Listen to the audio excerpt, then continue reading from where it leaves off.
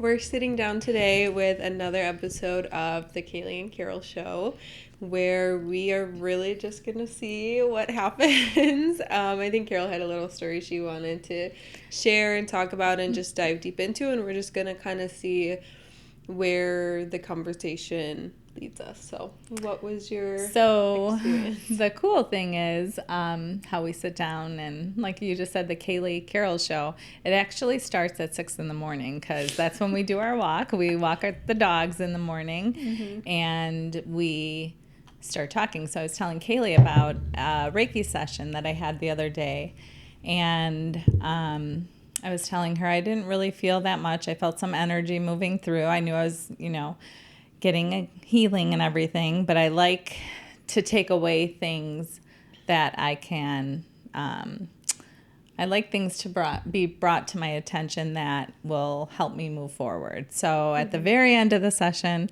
I saw myself as a little girl, and I was around age 4, and I'm like, okay, inner child healing. Like, I was so upset with it because I feel like my life. I always tell you about it. Yes, but in my life, I'm always, healing is, all of the things, all the levels. So I feel like I touch on it already all the time and stuff like, okay, yeah, I know that. Like, that was dumb. Can you give me something else? But I knew it was important. Mm-hmm. So no matter where my mind goes, like, no, I wanted something else that was dumb, I knew it was an important image. Well, I want to just, because there's a lot of things to unpack, even you didn't even say what happened yet. Number one, I think it's a good lesson for people. Sometimes when you're starting to meditate or you're going into meditation, hold on to your story and your thought. Don't lose it. But when you're going into meditation, I feel like it's easy for people to have expectations. Like what's going to happen, what's going to come to me, or how am I going to feel? And I feel like in this particular instance, you kind of let go of that because you weren't trying to get anything, right? Like you were just... Overall, I'm always trying to get something. But you weren't trying, like, specifically going into it for inner child healing. No, absolutely not. That's the last thing I want. No, I'm just kidding. But I do respect all aspects of healing. So I know it's important. I did go in with wanting something, some help, some guidance. Mm-hmm. So I think the difference is you didn't come to it with expectation. That's what I was going to say. What you're going to heal or what you're going to hear or what you want to hear or what you want to know. It was more like this open intention because I feel like you have more of a trust, and for the people listening, when you're going into meditation or you're asking your higher self or the universe for guidance, there is a level of trust and surrender that you have to come to the table with in order to receive what your soul is actually needing and not what you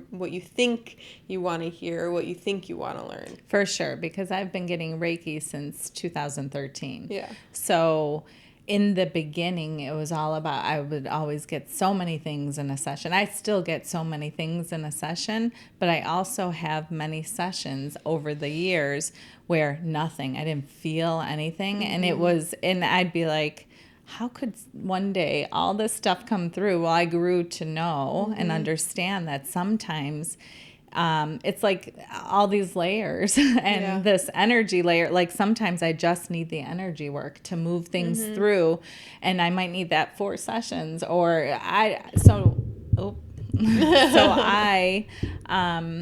I understand it now. So, but I do go in like hoping and asking, but then I do, because of my own personal practice, I'm able to let go and surrender and trust in that moment. I want to share, because I just realized people might not even know what we're talking about.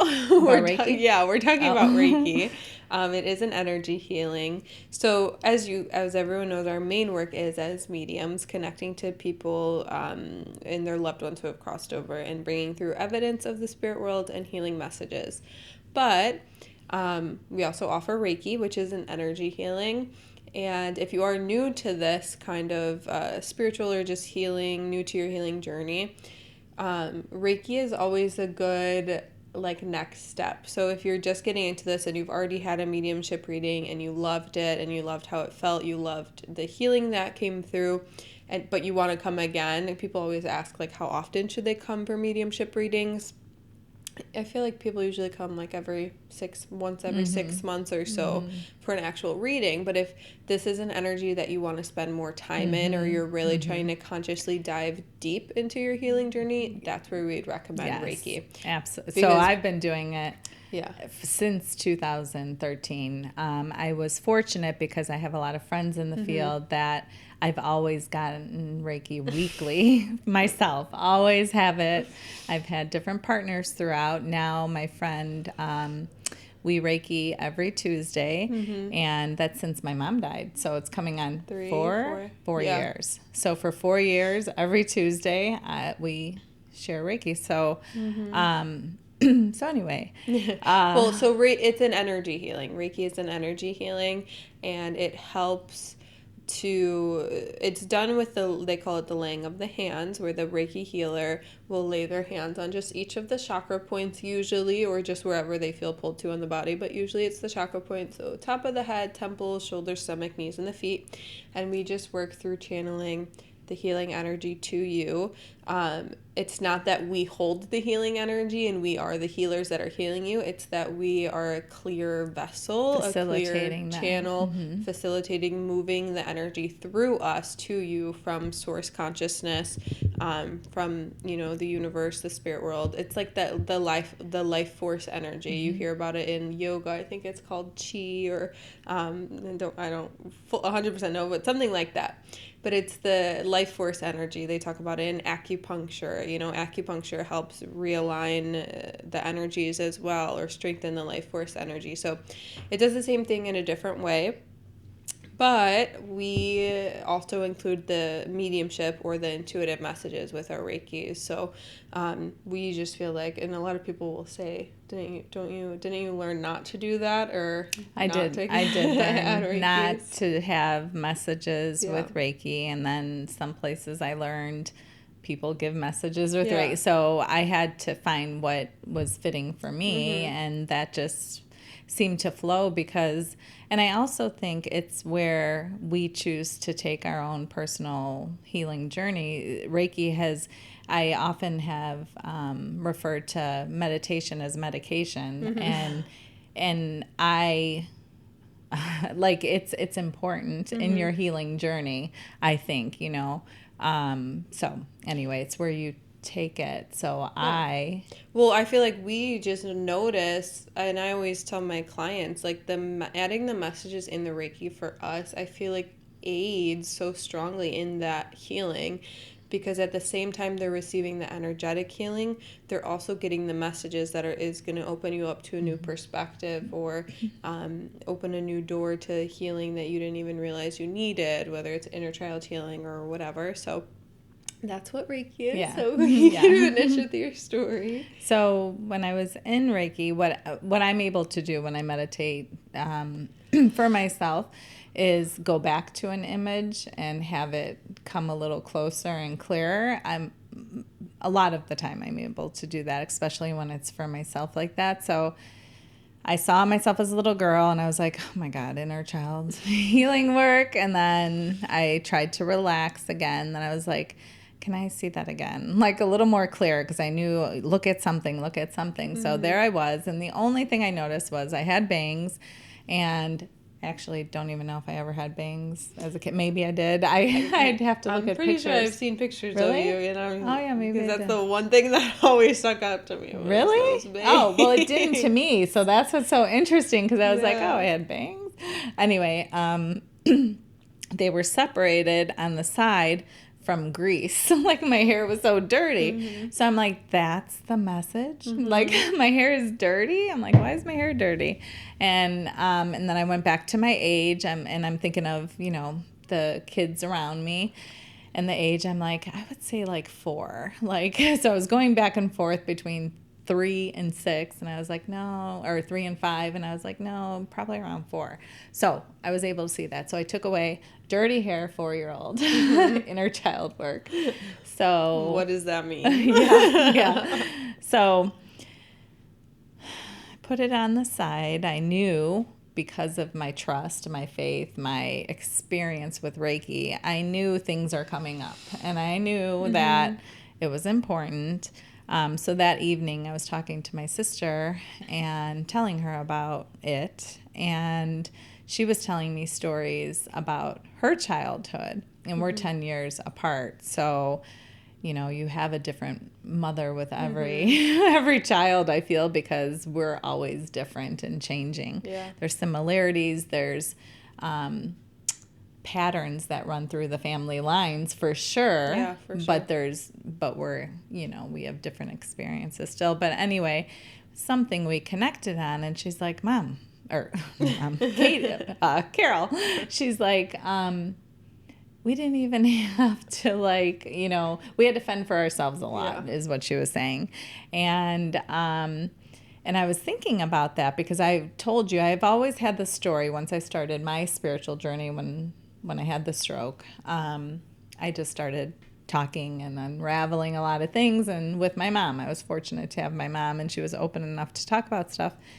And I would tell her, I always had the story in my head, like, my brother passed away when I was 3. And so the year prior to, she was in the hospital for a year. So we all had babysitters at the house. If you can imagine, our house was chaotic. And when my mom did come home, but this was all in my head. When my mom did come home, but I would share this with my mom, she... all the stuff. Her cup was not full, put it that way. Her heart was with my brother, who's in the hospital. She has to leave, dying, and she knows her other kids are taken care of, but she wasn't there. I couldn't imagine her being able to be there for me. So I'm sure I have memories of, I knew I was always a scared little girl, shy, scared of the dark, all that. But anyway, fast forward, my brother passes away, so I know she went through a depression. I know she was there and not there again. But this is just stuff I always knew and put together when I started my journey. So now, looking at this little girl, Gracie, here, I'm like, was she neglected? Was she, oh my God, she was by herself and she went out like that? And did anyone make fun of her? I just started thinking of who was taking care of me? Who was my safe place? And did people see me, all the stuff that plays out in my current situation in my life, or what who shaped me, what has shaped me in my own personal life. Anyway, so talking about that with you this morning and telling you that, and then what did I do? I went to my current life and was saying just seeing how the same feelings are popping up right now. And so that's the thing with inner child healing. But somehow you said I skipped over it and went back to my head. That's the part. Because as Carol was telling me all of this, she had told me the biggest thing she ever could about herself and her inner child healing. Wow, yeah, my mom wasn't there, because every story I've ever heard of my grandma is she's perfect. She's an angel. Yes. She can't do no wrong. She was there for everybody. She did everything. So when you had come to you were telling me this realization, I wasn't, my hair was greasy, or whatever, there were daily routines or habits of taking care of ourselves, or her taking care of me like a kid should at 4 years old. You didn't have any of those self-care routines from a mom. And so the underlying feeling is neglect. That people could think that's a harsh word or it's dramatic, but it's still the emotion under everything. And I almost feel like that too is something people don't want to say or acknowledge some of those harder words, like neglect or abandonment. Well, because I said to you right away, I understand. That's what it was. Yeah. I'm like, Kaylee, she lost her son. Yeah. You're like, that doesn't matter. I'm like, what do you mean it doesn't matter? Of course it matters. I'm like, she's always going to be perfect. She's always going to be an angel. Just know that. Like, Yeah. but that is still true. But when you're understanding your own, who you are, and getting to an understanding of self-love, I mean, it's all coming back to that. It's that being able to step into that observer role, really. So it's like, yeah, and that was But the then thing, is feel you it. jumped right to, she lost a child, she had her own stuff going on with her relationship, she had this, like, three other kids, like, of course it was going to be a lot, of course I wasn't going to be taken care of, but at the same time, I'm saying, like, none of that matters. Like, you just got to a really deep core emotion of not feeling seen, or heard or taken care of. And that the point was that she jumped right over it. And what I was trying to show her is that. And I said, what am I supposed to do with it? And you're like, sit with it. And I'm like, what does that mean? So that's what we wanted to talk about. So, and I notice this a lot. I mean, I do it so much. For someone who is deep in their healing journey, even, or spiritual people, I feel like it's so easy to naturally come to that figuring out stage. I mean, we just talked about in the last episode how much we love figuring things out. So, but it's sometimes doing that, or jumping right to the figuring out, or trying to understand it.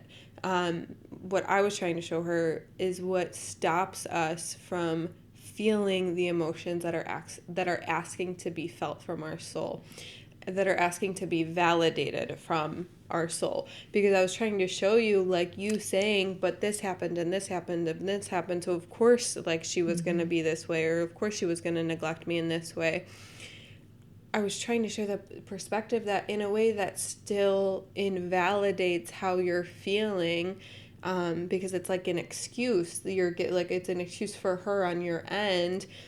And it's not like, the point isn't to blame, because we're not placing blame, because blame doesn't do anything. It's validating. There's a difference between blaming and validating. You have to still validate the emotions that you felt at 4 years old. Well, that's what I was going to say. Like, a lot of people, I'm sure, because we connect these dots for people all the time, it's happening in my life currently. I have people in my life currently that I feel the same as that little girl. Yeah. I'm shy, I'm scared, I'm intimidated, I'm all the things. So sometimes, and again, knowing that, I've been aware of that for a long time. I'm moving through it. I'm trying to heal. I'm trying to, find this love for myself where I have healthy boundaries, all that kind of stuff. But to get an image like that and to bring it back, they're like, no, you got to do this with your mom. Isn't that crazy? Because we're in our life, and we often are like, how am I ever going to have this or that? And why do I keep getting the same patterns?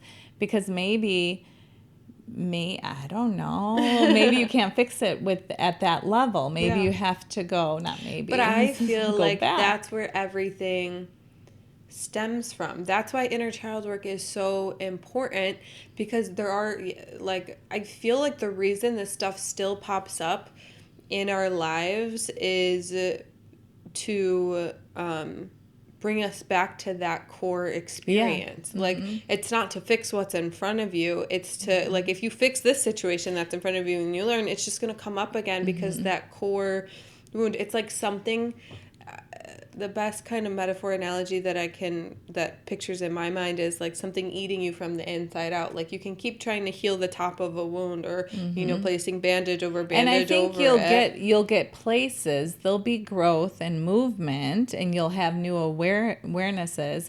But I don't think you can get fully connected to yourself and to that love for yourself without going back. Exactly. I just, like, I was thinking, I thought of my car.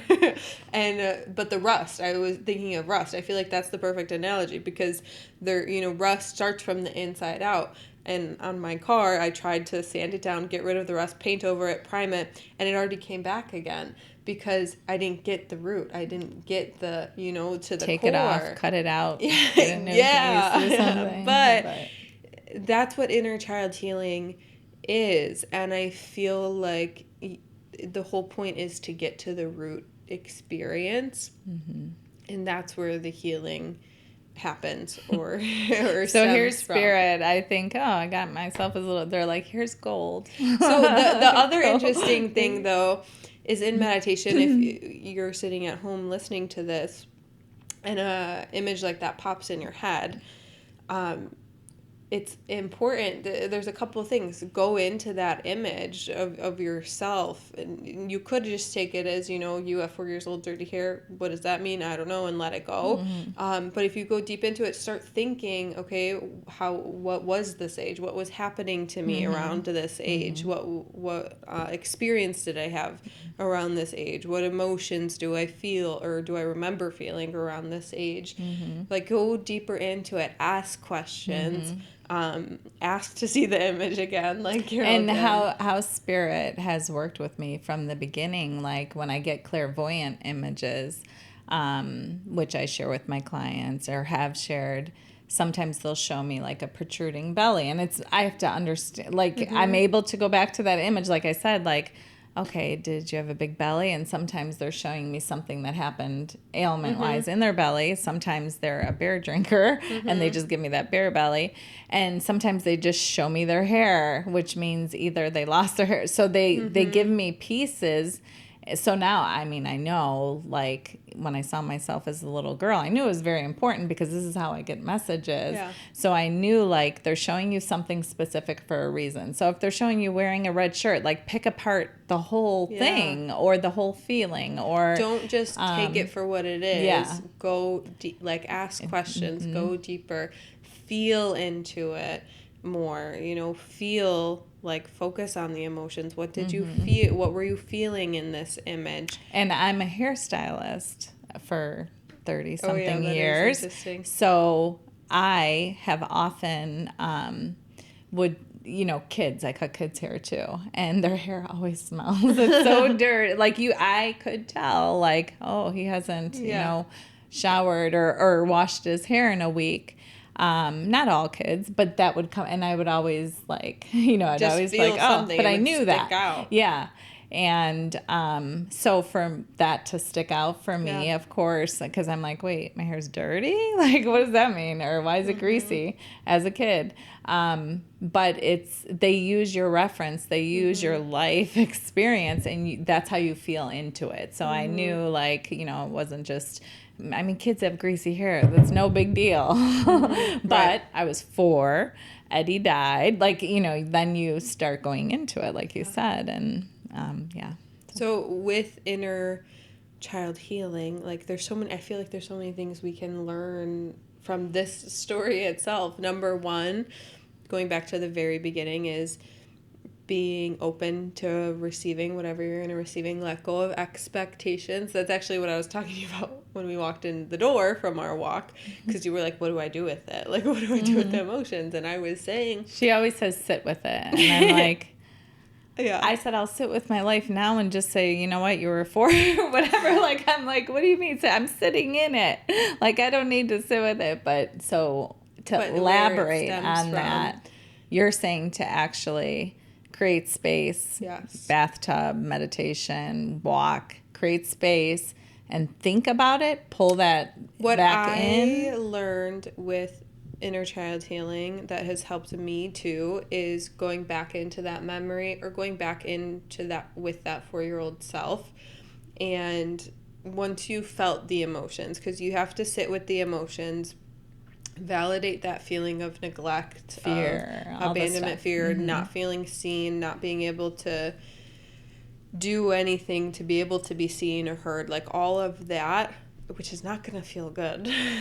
But you have the feeling good part is going to be you being able to validate yourself and even see, wow, that's why I do what I do today, or that's why I'm in this situation today, is because that's where I learned it. And I think it's kind of hard for me because I have this whole other understanding of all of it, like what you said. But that's where I was trying to that's why it's hard.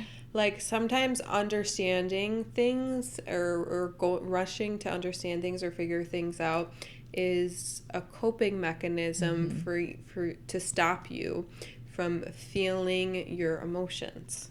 And then I was thinking also, so could it look like something like this, sitting with it, feeling into it, because I could still see that image very clear. And then what about forgiving my mom and giving it back to, But you're already like thinking about how you need to Yeah. forgive her and rush through it because Like- it's okay, because you want her to know you don't blame her.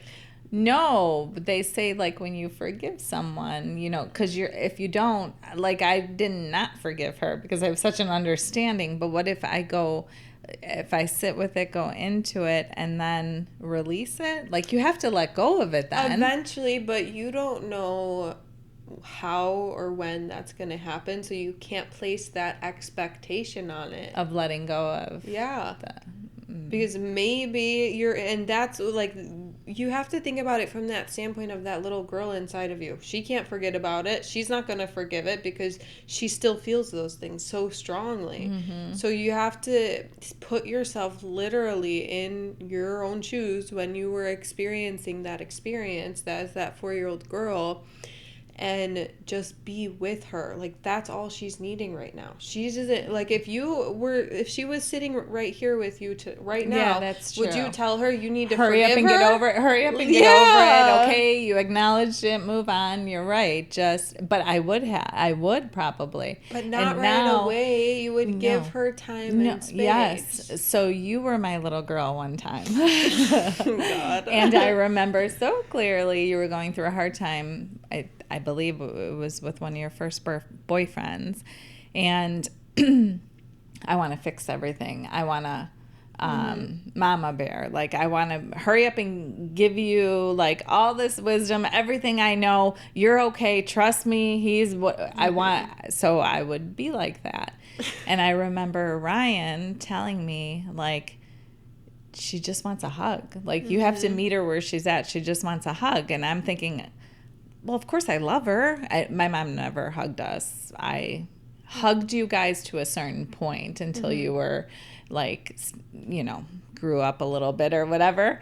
But anyways, so he's like, just hug her. And I'm like, it was crazy because I take everything as a message, especially from my children, because my children have been along the journey with me all since the beginning, and they're all extremely gifted. So when Ryan said that, just hug her, just meet her where she's at, hug her. It just rang in my ear for months, like literally months. But I think I did give you a hug or something at the time. I can't, and you were like, like, you know, it was nothing. Like, you know, just hug her and that didn't happen, but I hugged you.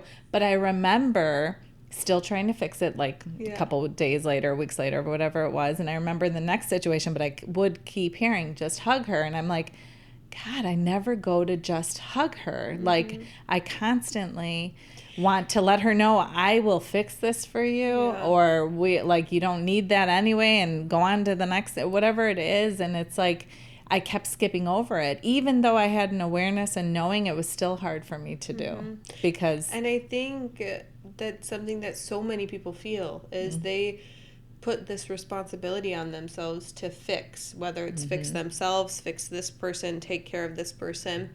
It's like the society has really ingrained in us, this is good, this is bad, this is right, or this is wrong. And if something is bad or something is wrong, then there's something wrong with you, or there's something that needs to be fixed, or there's something that needs to be changed. Like, and I feel like that's part of this whole healing journey and spirituality movement too.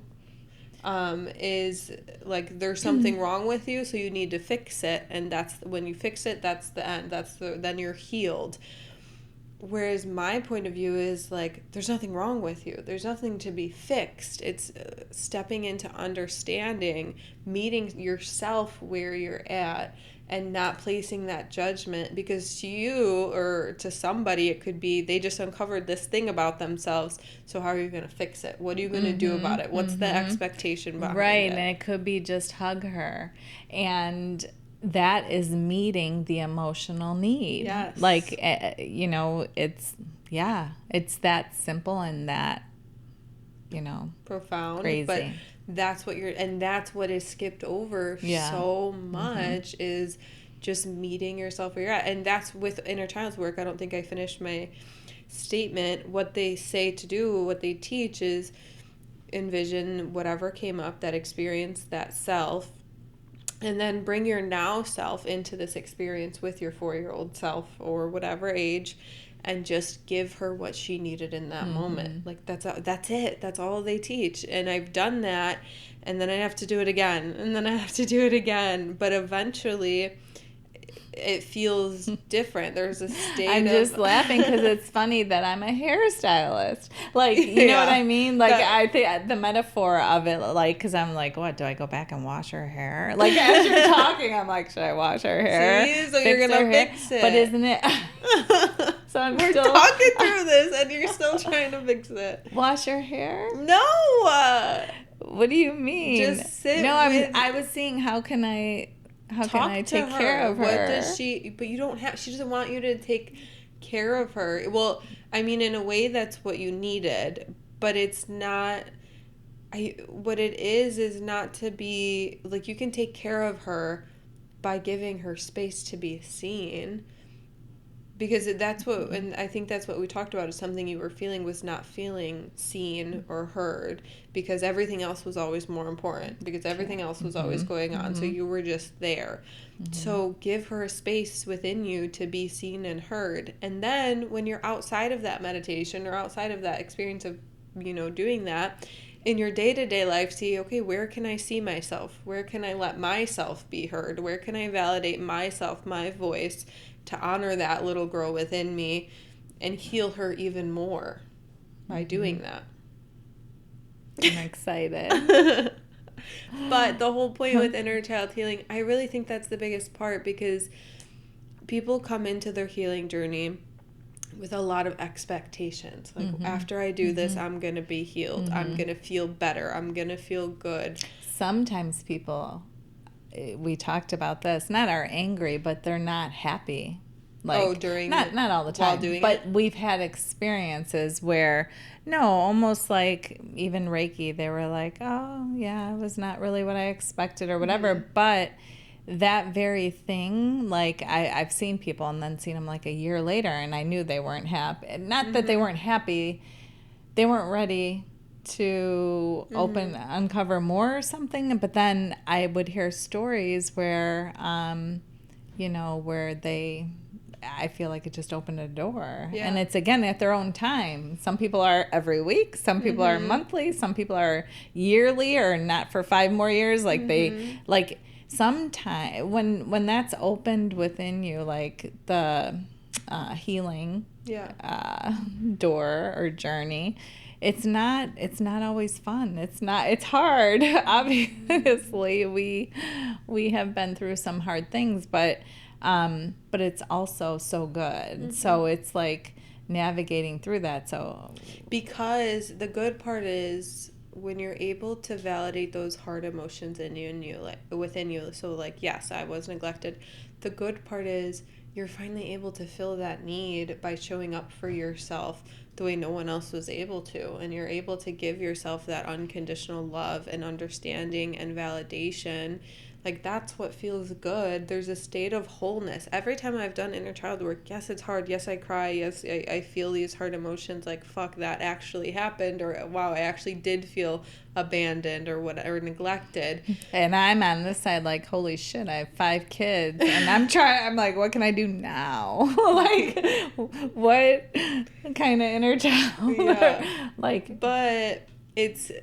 like I was saying, that good part is when you're able to show up for yourself in that moment. It doesn't, like, if you put the word good and bad on it, it doesn't always feel good, but I don't like using good or bad because it doesn't, like, again, it's a judgment on it. Like, it just is what it is. So let go of the judgment behind it. And in my experience, every time I've ended inner child healing, even if it's harder, even if it's a little heavier, I always feel a little more whole at the end because I'm able to give myself that unconditional love. And that's how I feel with every session I receive. Same thing. Even if I cried the whole hour on the table, like, I released. I Yes, absolutely. So That's if you're why. going into this work, whether it's a session, Reiki, a mediumship, or just your own meditation and inner child healing, let go of the ideas of good and bad. Let go of the expectations that Mm-hmm. you're doing this because it's going to make you feel better Mm-hmm. Mm-hmm. and then you're going to be okay and then everything in your life Mm-hmm. is going to be better after you do this. Let go of that expectation and Mm-hmm. that judgment because that itself is going to guarantee that what you're doing isn't going to work. It's not going to make you feel, it's almost Mm-hmm. like it could even make you feel worse because of the expectation that you have on it. The point isn't to fix yourself. The point isn't to change and be good, be better. The point is to see yourself, to validate yourself, to give Mm-hmm. yourself unconditional love. Like that's the bottom line, is having this level of self-compassion and understanding for yourself without the judgment, without the expectation. And all of that stuff combined brings you into a state of wholeness within yourself. And to me, that is the final step, is like this wholeness within ourselves. Like that's Mm-hmm. the end Mm-hmm. goal. Mm-hmm. Yep, I It's not to agree. feel good. It's not to um, change or to heal or to not react anymore, have these big emotions, or to never feel bad. It's to see yourself in every single aspect Mm-hmm. that you have Can. had Yeah. and can, and love and validate Yeah. and acknowledge, and then you just get, yeah, like you said, more Yeah. whole. Inner child's work is, I think it's always going to be one of my favorites. I probably because I started this work so That's young, why so I was I like, was it's a in. I child. believe it's Ryan's favorite too. Like, Yeah. And I it's think I learned it from and half the stuff. Like he got me into it too. yeah, So. and Emily, I know Mm-hmm. she's all in. So Mm-hmm. yeah, so I have it all around me, and finally my little girl came out. Like, it's about time. Yeah. So, Wow. Um, yeah, I love talking about that. If anybody at home and listening has questions about inner child healing or has had your own experience with it or you want help unraveling it, I think that's the funnest part too, is hearing, because I like unraveling my own, but even hearing yours and seeing like, oh, well, what did this mean? Or because it's your family line, so you're like, oh, I see that. Oh, okay, yeah. okay. So it's cool. Yeah, but if anyone has anything that they need help unraveling, like we don't have to talk about it live. We could just personal message you. But um, I think when doing inner child healing, our best tips is to start with being open, let go of the expectations, let go of the judgment on what's gonna come up or how you're feeling, and come at it from a place of trying to understand Mm-hmm. yourself, and ask questions, dive Mm-hmm. deeper. Don't just take it for what, spirit's showing you. Dive deeper into it. What's happening around you, like we were saying, what were you feeling? What do you see about yourself or that Mm-hmm. little girl? Um, and then just also come to it with a level of surrender for what else is going to come up or what else is going to happen, because you might be doing this and it's not going to look exactly how Carol's did, or Mm-hmm. how we think it should, or maybe you'll have to come back to it 5 more times or 10 more times Mm-hmm. or 12 more times and sit with yourself that much before. And maybe each time you sit with it, you're going to feel a different emotion. Maybe it's going to start with anger and then it's Mm-hmm. going to move to, hurt or pain or neglect. Mm-hmm. But then that core emotion will come or show itself. But you'll know what to do next or Mm-hmm. what you're needing.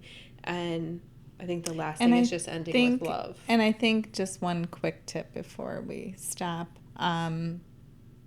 You, I think we mentioned it in an earlier episode, when people maybe are like, oh, that sounds interesting, or I would like to try that or something. And so a quick thing would be like, give yourself some space, meditation. Mm-hmm. So go for a walk, Mm-hmm. meditate to music, whatever your space, but give yourself some space, Mm-hmm. and then let yourself relax, however it is that you can do that. And then ask spirit, like start talking to spirit and say, can you show me a memory, my first memory when I was as far back as I could, just any memory, and just really try to sit in that. And you might not get that memory that day. That's what I was going to say. Maybe it might be the next day, whatever. But maybe that could be the intention or what you put out there. And then one of those days, or when you're ready, when everything's lined up, you're going to get a memory. And it could be the dumbest memory I've had that happen. Like, oh my God, like, yeah, I would think it would be this memory, but, and whatever it is, but just allow that memory to unfold and go deep into it. And because like yours wasn't even a memory, it was just a picture. Yeah. This time. And we've talked about too, you say the same thing. I have said, like, I don't have many memories as a child. And, there's good reason for that, I'm sure. But when you give yourself the space, then it... And the biggest thing is when you let go of that expectation, like, know that it might not come within the 20 minutes that you have to sit down and meditate, or it might not even come at the end of the day, but know that it will come when it's supposed to come, because that's just how the energy works. So whether it takes 24 hours or it takes a week. But typically a memory, a childhood memory...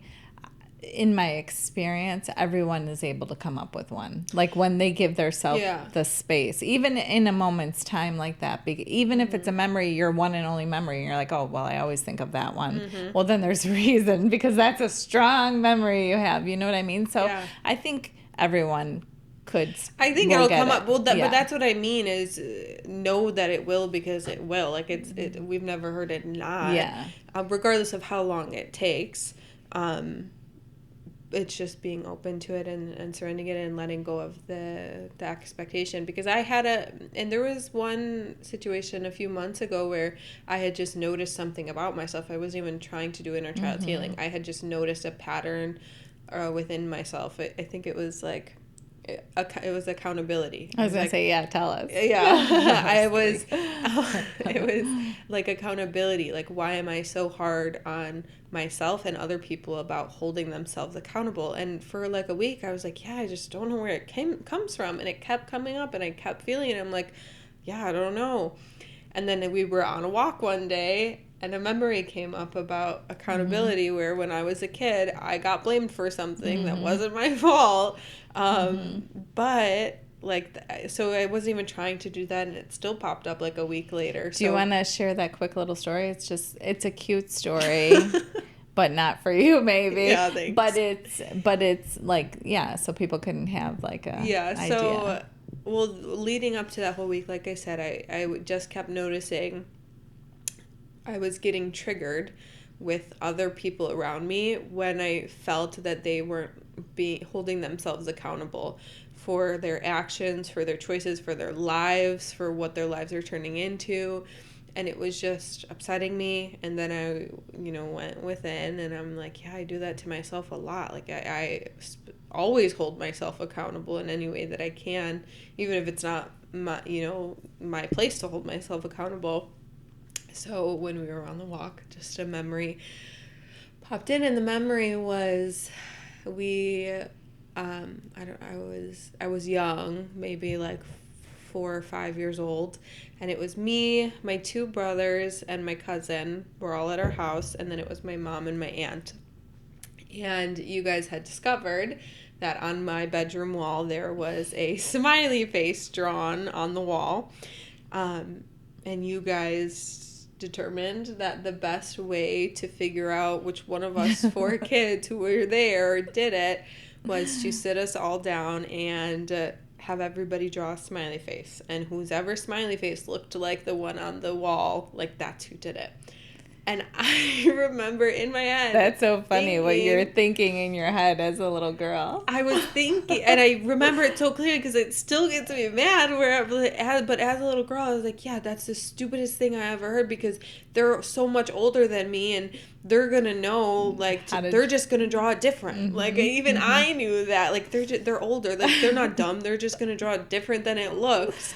So in my head, I was like, okay, Kaylee, you have to draw the best goddamn smiley face you've ever drawn. It has to be so perfect, and it's not going to look anything like that. It's going to be yours. and like then it won't get blamed on you. It got blamed on me. And I remember I like went up in my room and I just remember crying because I was like, I can't believe it. It wasn't me. Like, why wouldn't they just tell the truth? Blah, blah, blah. So that was. Did you find out who did it? You should do a little group chat and ask Sean, Jimmy, no, it was Megan. Yeah. Or Megan, Ryan. Half of them didn't remember it. I have to ask Ryan still. Jimmy, I think he said he vividly remembered it, but he wasn't sure. But that's the thing is, like, of course they weren't going to remember it. That's the thing, I've heard this with, like, trauma. They'll say, like, this happened to me, and then I've heard stories where, like, parents are like, that's not how it like, went. no that big deal. Yes. But it's like, well, of course you would think that, but to me it was, like, a turning point in an emotion or in my life where, like, of course it's going to stick with me, and of course you're not going to remember it, or you're going to remember it differently because you don't know how you made me feel in that moment. Yeah. Oh, that is so interesting because even having siblings and we have different memories of what went on. And amongst my siblings who they're all competitive, they're all right, they're all the things. They have good memories, and I'm labeled as someone that doesn't have a good memory because I have a different emotion or a different story, a different trauma surrounding the situation. So it's interesting now, just even hearing that, and nobody's right or wrong. Yep. It's your memory is not correct. You don't have the best. That is not it. It's what came up for you emotionally in that situation, and one person could be like, oh, I vaguely remember that, or I don't, that was nothing. You're weird. And you're in here like, this is a big memory. But that's the thing is, like, maybe it really was nothing to this person, but to you it was. Yeah. That's why I've heard, like, I hate when people say you're so dramatic or that's dramatic. Like, that's not how it went. Like, there is no such thing as being dramatic because each person is living according to their reality. They're feeling according to their reality. So it's not possible for anybody to be dramatic because if you're feeling that way, then that really is your reality, and we have to look at that, and we have to validate that, and we have to go within that, which is why validating and self-validating is where it all starts and why it's so important. Yeah. But thanks for sitting down with us. I love talking about this. Like I said, if you guys have questions about this, we'll say this at the end of every episode, I guess. But talk to us more. We want to help you guys to dive deep into your own healing journeys and what's coming up for you. But this was a fun one. Yes. Thank you.